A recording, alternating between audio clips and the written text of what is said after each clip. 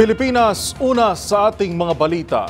Sunog ang sumiklab at bumulabog sa mga pasyente ng Philippine General Hospital o PGH kaninang umaga, dahilan upang pansamantalang palabasin ang mga pasyente.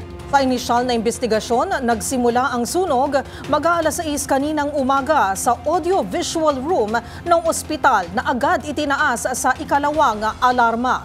Narito ang ulat ni Boy Gonzales. Nabulabog ang mga pasyente ng sumiklab ang sunog sa loob ng Philippine General Hospital o PGH sa Top Avenue, Ermita, Manila, Lunes ng umaga.